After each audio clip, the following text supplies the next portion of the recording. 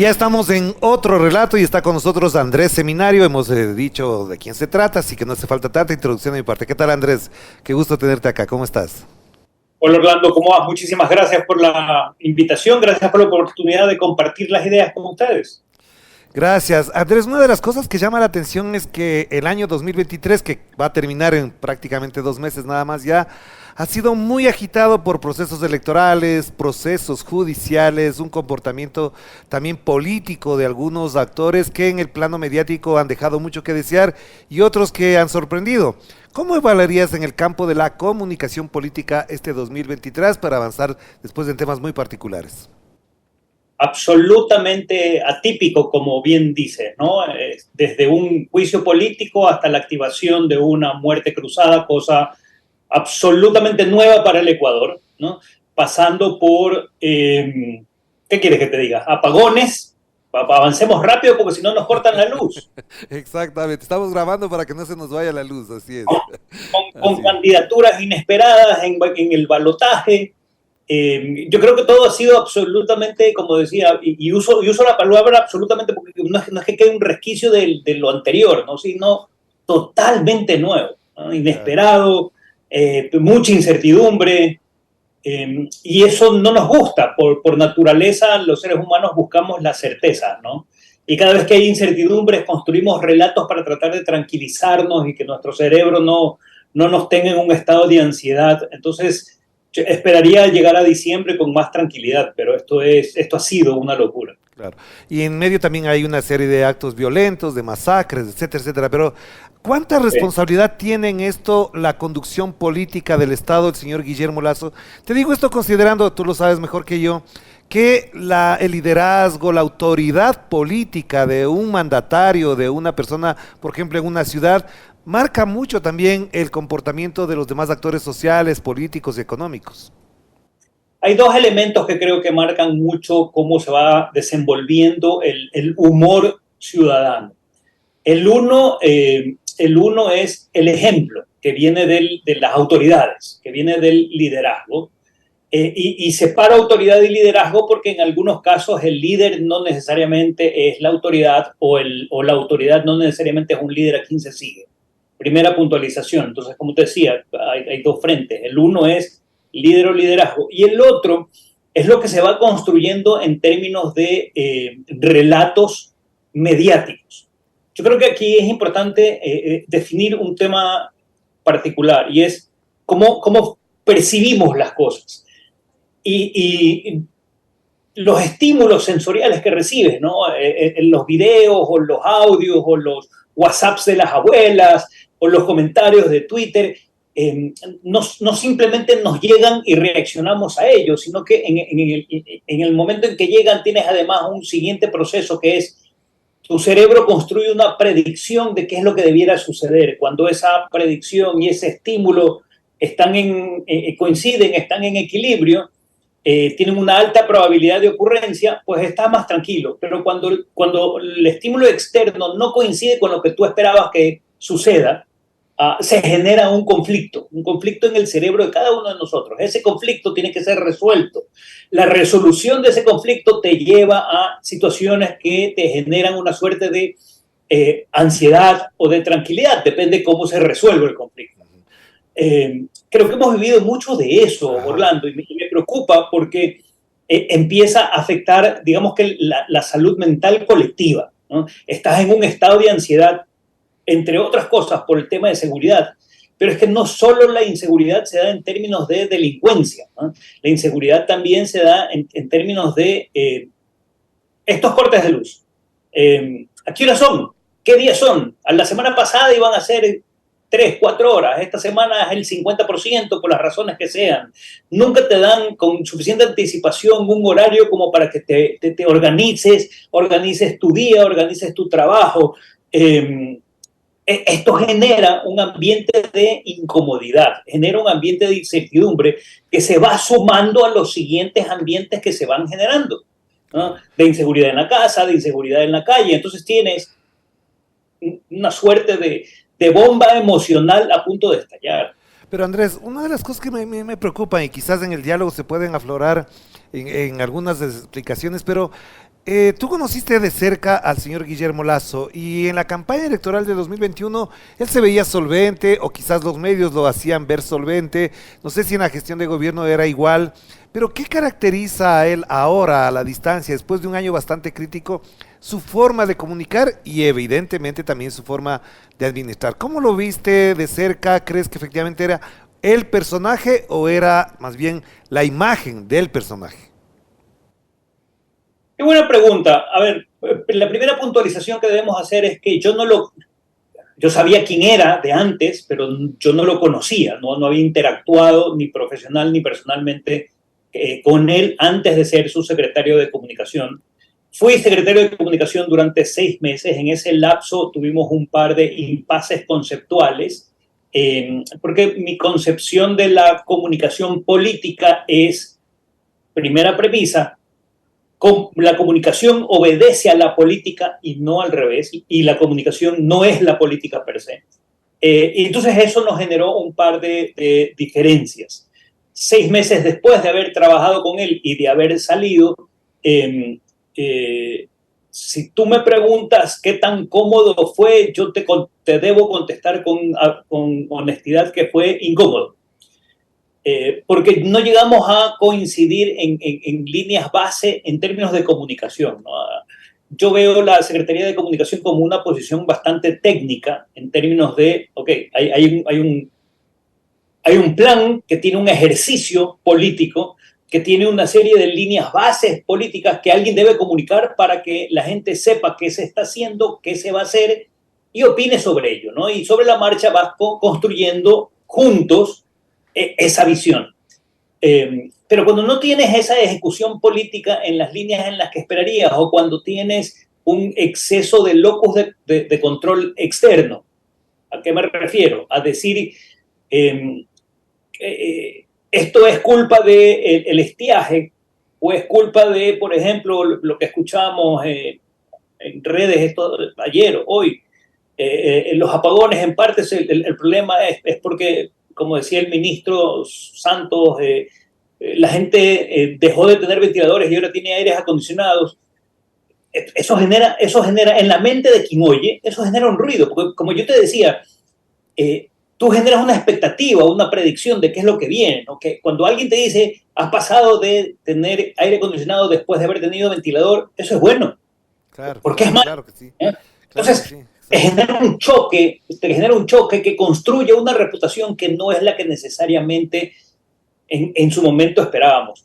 Cuando yo asumí la Secretaría de Comunicación, el presidente tenía su reputación, su aceptación en términos nacionales en 17, 18.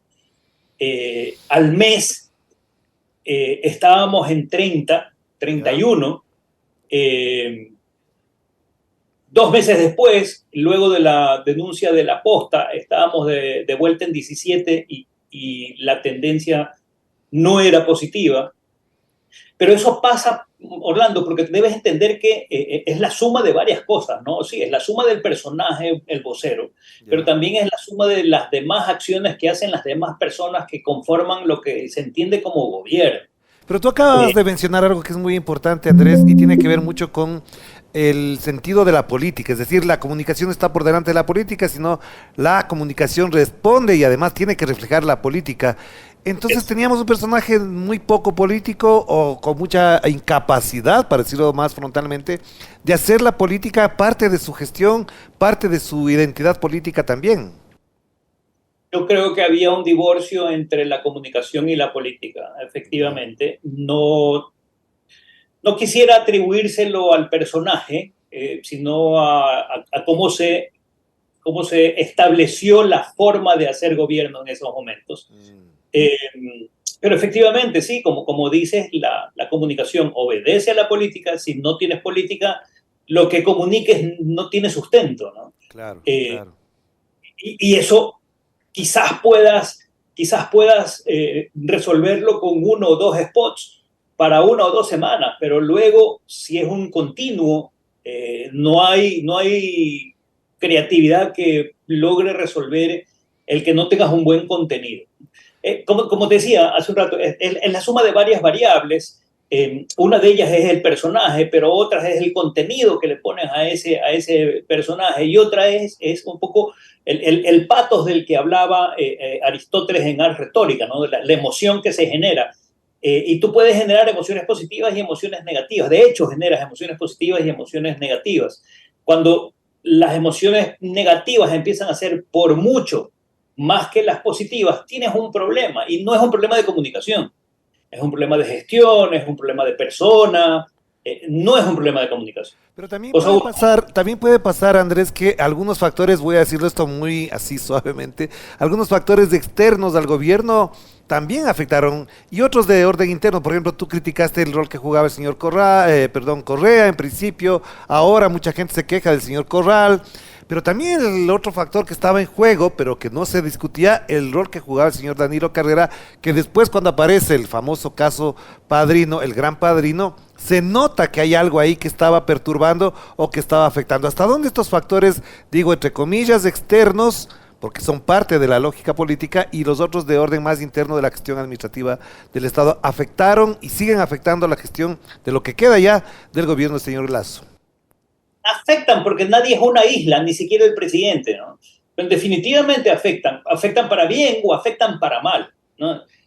Déjame reemplazar la palabra afectan por la palabra influyen, por un Ya. instante, para Ajá. entenderlo mejor. Influyen para bien o influyen para mal, es parte del entorno natural.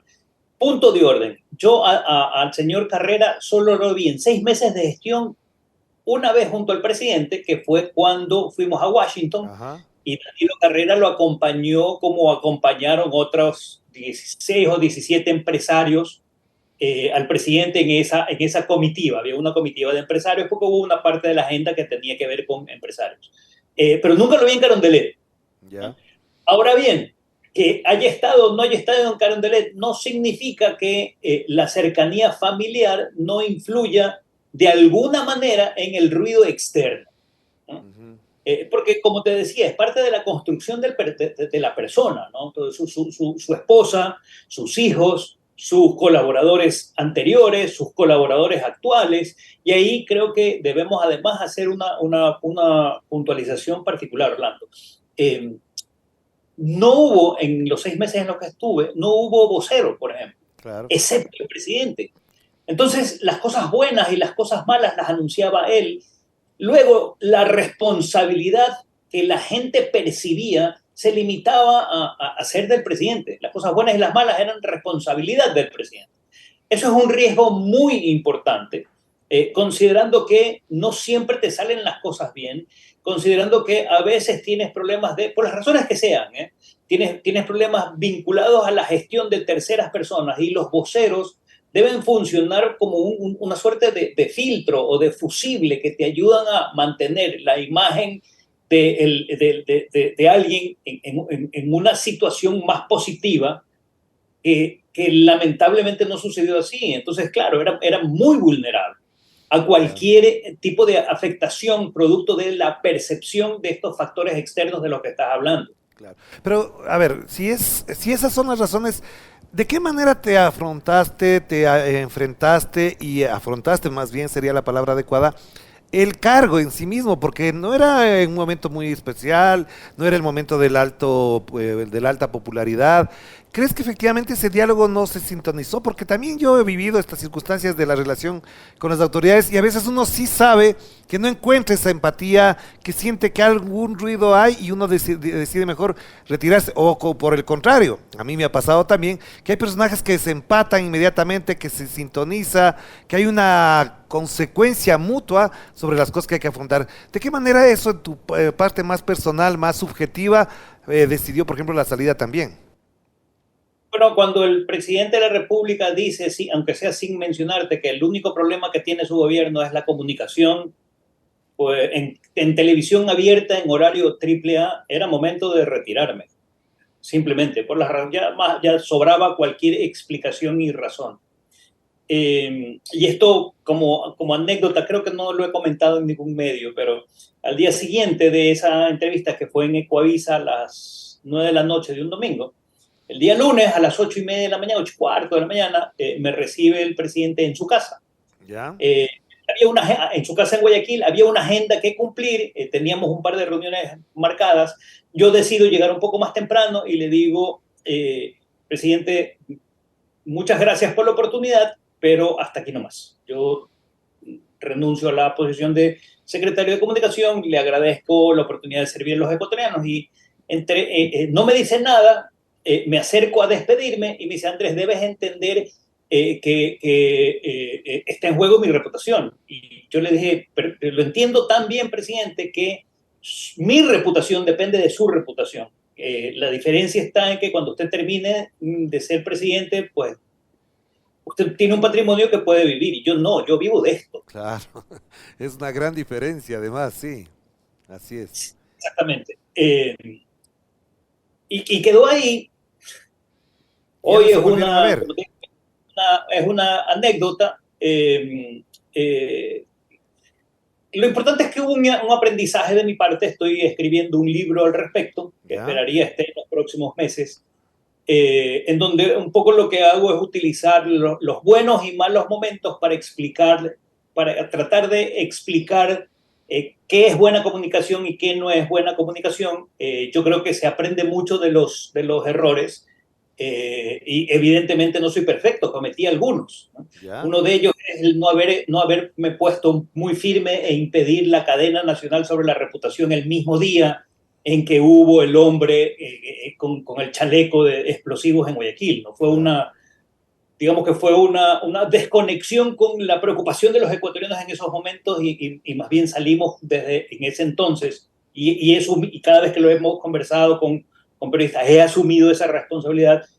Yo debía haber dicho, no, ¿sabes qué? No sacábamos con esa cadena porque es absolutamente inoportuna, impertinente y desconectada con la realidad del momento. Claro, claro. ¿Y cuánto Pero pesa? en la dinámica, y tú has estado ahí, en la dinámica del poder también hay ciertas cosas que se suceden tan rápido que no tienes tiempo para decir, a ver, hagamos una pausa, tomémonos un minuto, porque no lo tienes. Tomémonos un minuto y pongámonos a pensar. No lo tienes. Y confieso que me dejé llevar por la corriente de la urgencia de esas problemáticas dentro de las paredes de Carondelet. Y una última pregunta en esta primera parte, nada más, Andrés. ¿Cuánto pesaba en el presidente de la República y todavía sigue pesando, aunque ahora menos, porque escucho incluso a algunos de sus acólitos, de sus seguidores en los medios de comunicación que ya le critican? ¿Cuánto pesaba la voz de esos influencers, tiktokers, youtubers, periodistas, opinadores, analistas, editorialistas en las decisiones que tomaba el presidente? Porque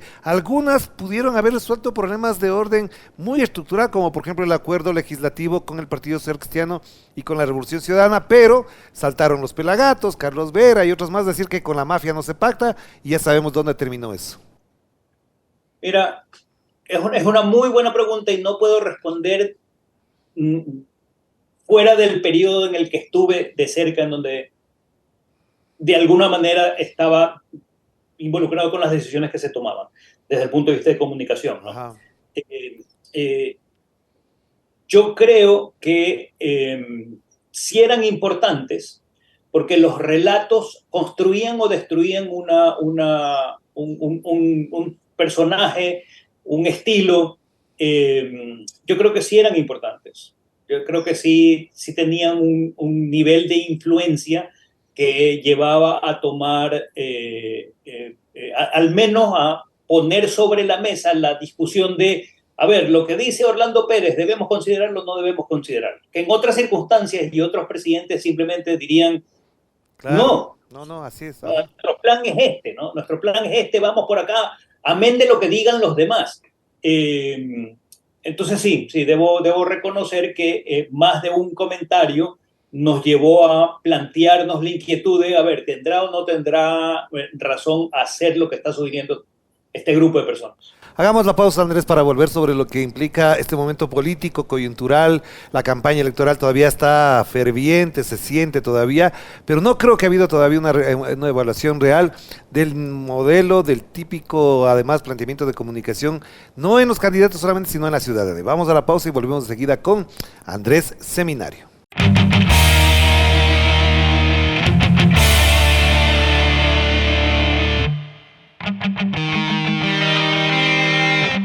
Ya estamos de vuelta aquí en otro relato, seguimos conversando con Andrés Seminario, estábamos guardando la parte de la grabación porque si se nos va la luz se va a perder, así que mil disculpas Andrés por la espera un poquito larga de este tema. A ver, otra de las cosas que han marcado el país, han marcado el comportamiento ciudadano, han marcado incluso la decisión electoral de los ecuatorianos y de las ecuatorianas, es el proceso electoral, primero el 20 de agosto y después el 15 de octubre.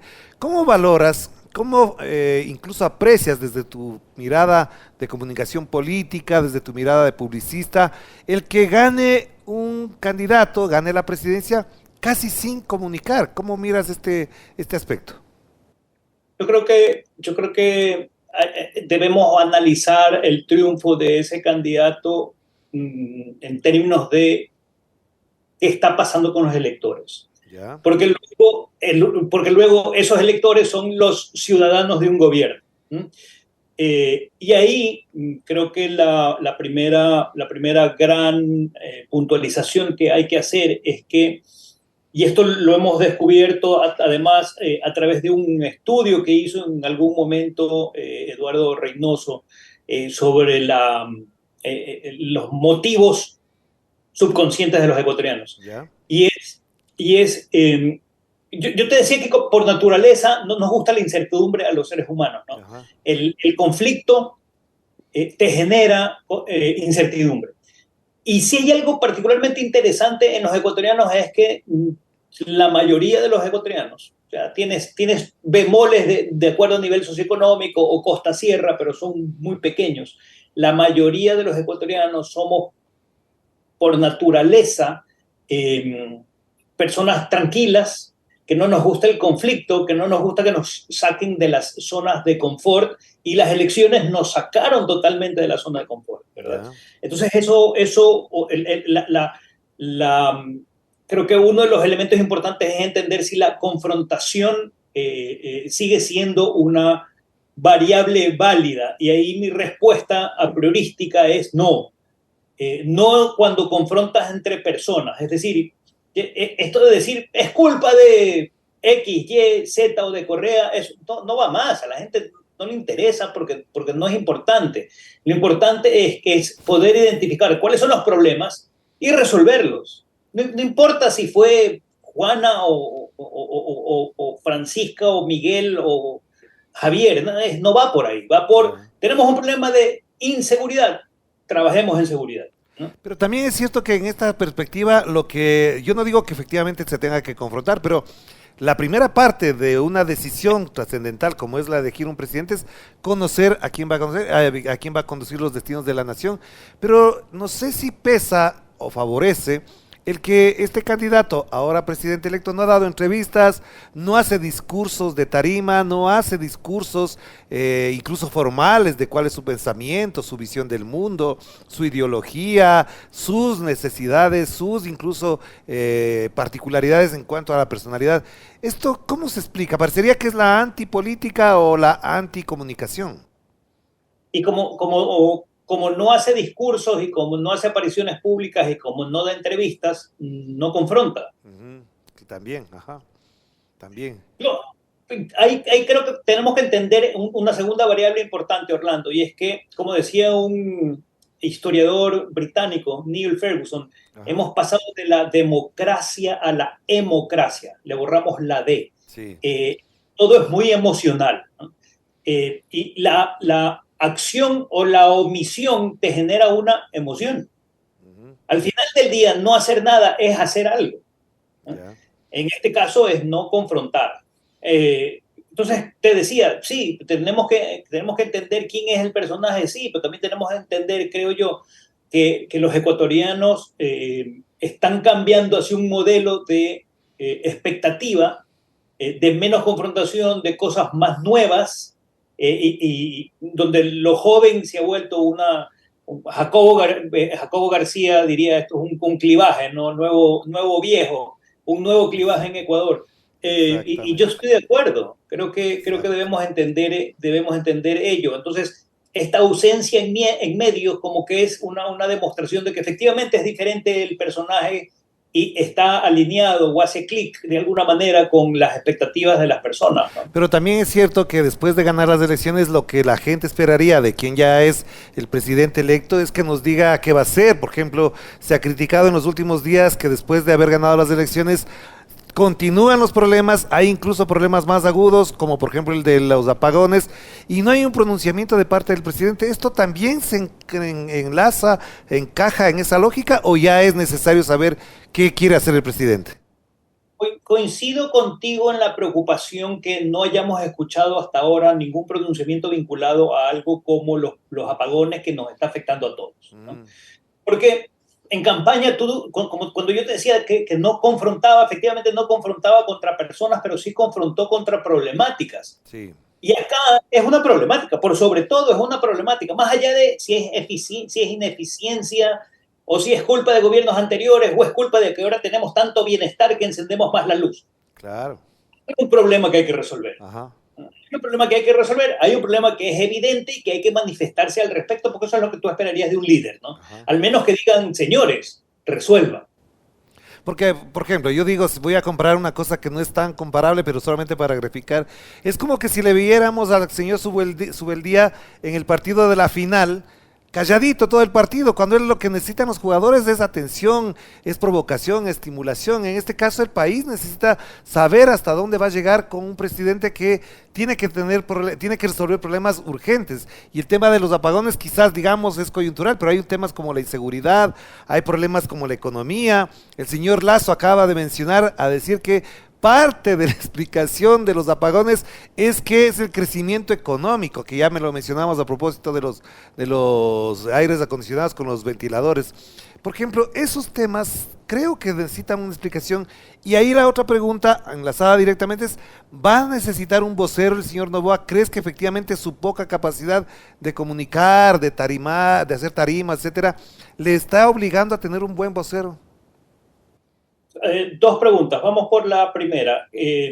Yo creo que definitivamente necesitamos, todo gobierno necesita un mito de gobierno. ¿Y qué es esto de un mito de gobierno que Ajá, está en los textos de Mario Riordan? es Es verdad. el tener una visión de futuro compartida por todos, que nos motive a todos por un lado, trabajar hacia ella y por otro lado, si hay un error, aceptar que ha habido un error y dejarlo pasar o no destruir el país producto de ese error, ¿verdad? Ujú. Porque somos humanos, podemos cometer errores.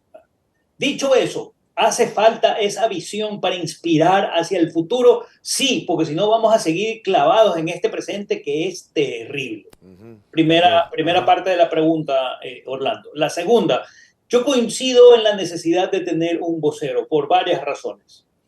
Más allá, yo no conozco al señor Novoa, pero he visto que efectivamente, como decíamos hace un instante, no ha tenido mucha presencia post triunfo electoral, lo cual podría ser leído como él no tiene no le gusta, no tiene la capacidad, no se ha preparado, no lo sé, ¿no? Pero hay un vacío ahí que debe ser ocupado y creo que debe ser por un vocero y no por su secretario de comunicación. Porque de nuevo hay que entender que los voceros son una instancia de amortiguador entre la opinión ciudadana y la gestión pública, ¿no? Claro, claro, Eh, claro que sí. la gestión se equivoca, la opinión te critica, entonces cambias el amortiguador, porque tienes un espacio ahí donde puedes ir trabajando para hacer los ajustes necesarios. Nadie dice que un plan de gobierno tiene que ser cumplido estricta y exactamente como la palabra ha sido escrita, ¿no? Claro. No tienes que hacer ajustes porque el entorno cambia, ¿no? Ajá. Y luego necesitas este vocero que te ayude a entender que ha cambiado el entorno y que te ayude a entender hacia dónde van las nuevas disposiciones. Si lo haces desde la Secretaría de Comunicación, desde el funcionario per se, te estás generando dos micro problemas. El primero, estás distrayendo la atención del secretario de Comunicación, que debe estar preocupado en la estrategia y no en la gestión de difusión, primero. Y Ajá. segundo, estás creándole una vulnerabilidad al gobierno al poner al frente de los casos, sobre todo negativos, porque así es como debiera ser, al secretario de Comunicación como vocero también. Claro. Por eso yo no fui vocero cuando fui secretario de Comunicación. Yo necesitaba tener un tercero y en su momento el presidente me dijo, no, el vocero soy yo. Ah, bueno, en ese caso, claro, Aguante las donde consecuencias de ser el vocero, entonces. Pero a ver, y quizás aquí hay un ruidito que sí está latente y quizás tú y yo que nos movemos en ese mundo podemos advertir ya. Es el rol que está jugando y que podría jugar la vicepresidenta electa Verónica Abad, que ha sido incluso mucho más explícita, mucho más carismática, estemos o no de acuerdo con algunas de sus ideas, pero ha sido mucho más carismática en expresar sus ideas. ¿Crees que efectivamente se está advirtiendo ya que ese puede ser un ruido político en función del modo de comunicación que tiene ella? creo que sí, porque si no tienes un vocero oficial y si el presidente no es el vocero oficial, pero tienes a alguien oficial dando declaraciones, va a ocupar el espacio del vocero, ¿no? Claro, En la mente de los ciudadanos va ella a ocupar el espacio que debiera ocupar un vocero oficial. Coincido contigo que podría generar una suerte de incomodidad en la construcción de este mito de gobierno del que hablábamos hace un rato, ¿no? y al mismo tiempo te planteaba... Para terminar, Ajá, perdóname, para terminar la idea, Orlando, peor aún si además encuentras incongruencias entre lo que exacto. dice uno y lo que dice otro. Exacto, te iba a decir eso precisamente, pero ahora bien, trasladamos un poquito más allá. Una de las cosas que está latente y el día de hoy estamos pensando en eso y se ha ido gestando ya es la idea de que se vaya pronto el señor Guillermo Lasso. La necesidad de que venga otro gobierno, que sea quien sea, pero la idea es que se vaya Guillermo Lasso. ¿Hasta dónde esto puede ser aprovechado políticamente? Digo, primero por el gobierno entrante, que es el señor Noboa, y segundo por una Asamblea Nacional que dejó de existir desde mayo y que aparecía en ese momento como la causante de todos los problemas. ¿Hasta dónde este vacío que dejaría Lasso, ojalá urgentemente, según lo que veo, puede ser de alguna manera la neutralidad, la capacidad de neutralizar el conflicto, de colocar en otra perspectiva el debate político? Déjame usar una metáfora muy cotidiana. Imagínate que en tu casa has tenido un robo, un problema de inseguridad, y que te compras una alarma para que no vuelva a suceder. Ya, Tú esperarías que comprándote la alarma no vuelva a suceder, pero la compañía que te vende la alarma te dice, sí, pero ¿sabes qué? Tenemos que esperar unos 2 meses a que instalemos la alarma y que empiece a funcionar. Y tú dices, no, no, no, la acabo de comprar, ya pagué por ella con el voto, así para es. regresar al tema de la metáfora. Ya pagué por ella, yo quiero la alarma instalada hoy y funcionando hoy, no mañana, Claro, claro. hoy, porque el problema no va a dejar de existir mañana porque compré la alarma y entonces, no, no, no, no, tenemos que resolverlo ahora. Entonces, yo creo que parte del malestar y de la incertidumbre que se sigue construyendo en el clima social bueno, ya elegimos a Daniel Noboa y de Claro. verdad, ¿qué ha cambiado? Claro, claro. Ahora, frente a eso, ¿crees que efectivamente hay condiciones, están dadas las condiciones para la estabilidad política con una asamblea donde puedan conformarse mayorías sin la puja, sin la disputa, sin el conflicto del que estamos hablando, la posibilidad de un bloque legislativo del Partido Social Cristiano, la Revolución Ciudadana, ADN y quienes se quieran integrar para darle gobernabilidad? ¿Hay condiciones para eso para el señor Noboa? Yo creo que sí y voy a argumentarlo de la siguiente manera. Creo que los movimientos y los partidos políticos y los asambleístas electos han entendido que hay un fin superior a su creencia política y es empleabilidad y seguridad y que hay Ya, que trabajar juntos para eso. ya, Si no trabajamos juntos todos en favor de una mejor situación económica, pues yo no me creo el cuento que se nos va la luz porque hay bienestar. Y si no trabajamos para resolver el tema de la inseguridad, no importa la ideología, no nos queda país. claro. Entonces, sí, yo confío en que se depongan las posiciones individualistas y partidistas y prime una necesidad superior que es Ecuador. Ya, y no quiero dejar de tocar el tema, digamos, en esta mitad de la segunda parte. ¿En qué situación queda la Revolución Ciudadana en el campo de la comunicación? Porque una de las cosas que mayormente se ha criticado es que ya no se veía frescura en la comunicación, que quizás el apelar a la nostalgia no era lo mejor que se podía hacer. En términos de comunicación política, ¿cómo valoras el comportamiento de la Revolución Ciudadana en este año y particularmente en estas últimas elecciones? Qué buena pregunta. Yo soy de los que creen que la Revolución Ciudadana no se ha enervado como fuerza política en Ecuador, para establecer eso como primer punto del contexto. Ujú. Creo que la comunicación, como hablábamos hace un rato, obedece a la política, y si la política está bien, la comunicación a ratos puede tener ajustes que hacerse para adaptarse a la nueva situación de ambiente. Y un poco eso es lo que ha sucedido.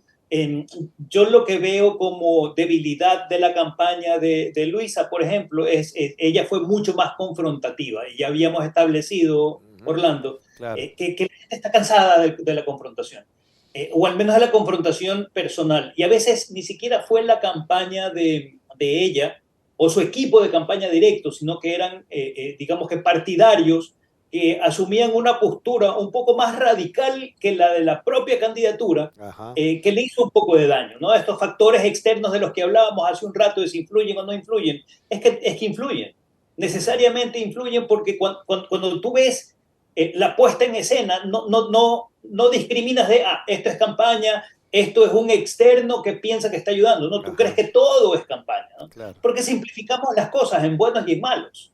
Entonces, respondiendo a tu pregunta específicamente, yo creo que la campaña fue interesante, le faltó la frescura creativa que tuvo hace un par de años, pero eso no significa que como fuerza política se haya enervado. Yo Claro. creo que mantiene sus espacios de poder, que es un player importante en el tema político en Ecuador, Claro, claro, claro. definitivamente.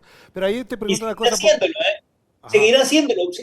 Incluso si hay algún impasse interno, eso se resuelve. Sí, sí, sí, sí, sí. Precisamente te preguntaba esto porque una de las cosas que llamó la atención, no a nosotros, al interior, gente que ha estado analizando, con la cual he conversado, es qué campaña tan fresca arrancó con Luisa, con lo de los borreguitos, luego de lo de las gafas, no sé qué, y parecería que eso era lo que motivaba a la gente, pero parecería al mismo tiempo, porque no se ha comprobado, que de pronto un cartón con la imagen de Novoa anula todo ese trabajo que puede ser planificado, que puede ser pensado, conceptualizado. Yo no le doy tanto mérito al cartón.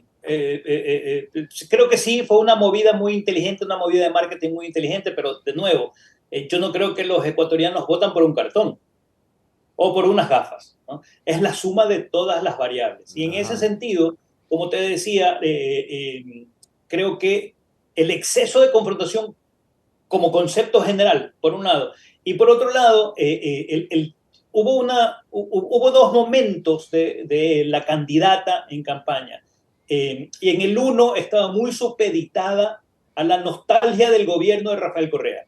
Y para el 40% de los electores que son jóvenes, eso no les movió el piso, porque Ya. en la época en que Rafael Correa hizo el trabajo de convertir a un Ecuador de un modelo a un Ecuador de otro modelo, ellos nacieron políticamente a vivir con el segundo modelo. Ajá, claro. Entonces, que les hables de el cambio que hizo Correa, no les suena, no Ya, lo entienden, no lo vivieron, eran muy jóvenes. ya. Entonces, claro, esa nostalgia no generó mucha conversión en voto, ¿no? Ya.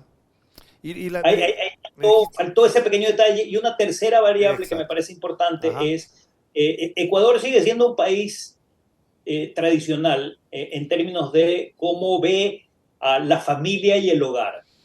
Sí, Y cuando tú veías ambas candidaturas, ambas hablaban de familia desde modelos distintos, ¿no? sí. Y creo que el modelo tradicional de Daniel Noboa con la esposa, con el hijo, y el relato de el niño que van a nacer en Carondalet y demás, generó un aspiracional, que a la gente le interesó, y que a la gente le hizo clic.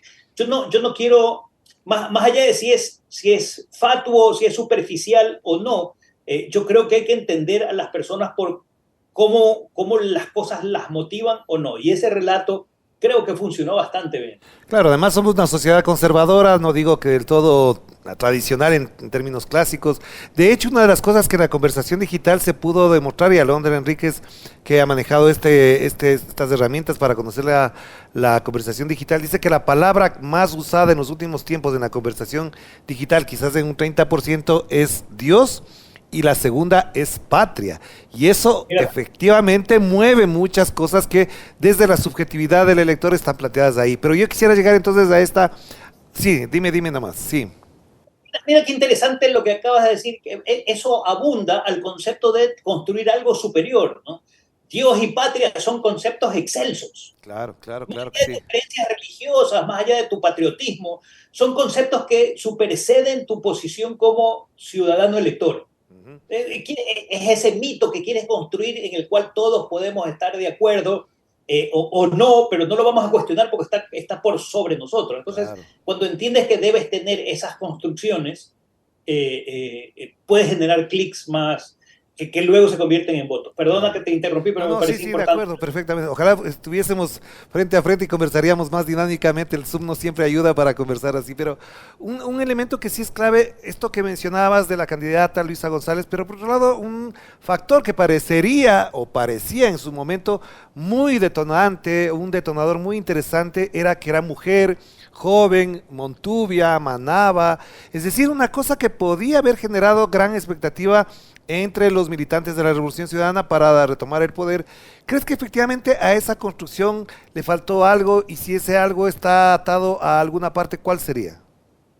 Yo creo que el pensar que las personas votan por género es un error. Es Ya. decir, que hombre vota hombre, mujer vota mujer, no. El elector quiere que le resuelvan sus problemas y va a votar por aquel candidato o candidata que de manera más confiable, más segura, con menor incertidumbre, prometa resolverle sus problemas. No importa si es hombre o mujer, hay que resolver los problemas. Este mito de que en Ecuador ya no se vota por mujeres es irreal. Mira tú a la prefecta del Guayas, en algún momento la alcaldesa de Guayaquil, la prefecta de Pichincha. Bueno, son mujeres haciendo un buen trabajo en sus cargos. Claro, Y claro, no claro. pasa porque son mujeres, pasa porque están haciendo un buen trabajo en sus cargos. Claro, claro que sí. Ahora, para ir cerrando entonces, Andrés, una de las cosas que también queda en expectativa es hasta dónde le alcanzará a Luisa González todo lo que ha construido desde su imagen personal, anclada a la Revolución Ciudadana, por supuesto que sí, para poder repetir la candidatura en el 2025. ¿Crees que hay condiciones, se dan esas condiciones, es normal que se dé así, o crees que efectivamente una derrota puede pesar mucho en la posibilidad de volver a ser candidata? No creo que hemos tenido candidatos que han sido varias veces 5 veces. Claro. Guillermo Lazo, 3 veces. Rodrigo Borja, 3 veces. Sí. Abdalá Bucarán, 2 o 3 veces. Sixto Gran Ballén, 2 veces. No creo que va por ahí, pero no necesariamente creo que ella es la próxima candidata, ¿no? ¿Por qué? Claro. Porque primero falta tiempo, ¿no? Y las cosas pueden cambiar llamémoslo, pero déjame usar una analogía, en el mercado electoral. ¿Ya? Eh, Segundo, en la medida en que cambien, vas a tener que hacer demoscopía para ver quién es la mejor opción para un futuro de gobierno. Puede Mm, ser ella, puede ser que no sea ella y que los números digan algo distinto y entonces la Revolución Ciudadana deba buscar otra opción. claro, claro, Yo claro creo que sí. que en ese sentido, y finalmente, hay que ver qué tal le va a Daniel Noboa en el gobierno. Exactamente. Porque es Entonces, una variable que también puede afectar positiva o negativamente la imagen que pueda construirse de Luisa González a futuro. claro que sí. Una última pregunta, Andrés, y a propósito de todo lo que hemos conversado, si hay alguna pedagogía en toda esta campaña electoral, lo que hemos hablado del 2023, la gestión de Lazo, etcétera, etcétera, ¿cuál es el mayor aprendizaje que comunicadores, asesores, estrategas, periodistas pueden tener de este proceso político del Ecuador, que va a quedar marcado para la historia? Digo esto porque va a quedar marcado para la historia el 2023 como uno de los años más complejos. ¿Cuál sería ese aprendizaje fundamental? Yo creo que debemos entender que el entorno de los medios tradicionales y no tradicionales, analógicos y virtuales, ha cambiado porque han cambiado las expectativas de los consumidores de medios. Yeah. Hoy los consumidores de medios también son, como decía un teórico, son prosumidores. El poder que tienes de construir mensajes desde tu teléfono móvil y de lograr una audiencia significativa para el mensaje que construyes, no siendo un profesional de la comunicación, influye positiva o negativamente en las distintas ideologías, y esto funciona para ideologías, religiones, marcas, personas, corporaciones, gobiernos, ¿no? Y finalmente creo que hay que entender dos cosas de manera clara. Uno, todo lo queremos para mañana, ¿no? La inmediatez es una variable muy importante que debemos entender. Pero dos, a pesar de que queremos todo para mañana, nuestros procesos mentales, el cómo procesamos información en el cerebro, el cómo tomamos decisiones, sigue siendo la misma que teníamos en la época de las cavernas prácticamente, ¿no? Evoluciona la tecnología alrededor nuestro, pero nosotros seguimos usando los mismos sesgos, los mismos atajos, las mismas heurísticas mentales para tomar decisiones y no podemos dividir emoción y razón, van juntas. Y en esa unión es en donde salen las decisiones que tomamos. En la medida en que entendemos cómo funciona la mente, podemos entender mejor cómo construir buenas marcas o construir buenas candidaturas con buenos planes de gobierno. Claro que sí. Muchísimas gracias, Andrés. Muy importante lo que acabas de mencionar. Sí, efectivamente es un aprendizaje mayor para todos y para todas. Te mando un abrazo, que estés muy bien. Gracias por la oportunidad, Orlando. Muchísimas gracias. Y gracias a todos a quienes nos han visto. Gracias, Andrés Seminario, gracias a ustedes también por acompañarnos en esta lógica de pensamiento y de reflexión sobre lo que vive este país, el Ecuador, en el año 2023. Volveremos aquí en otro relato.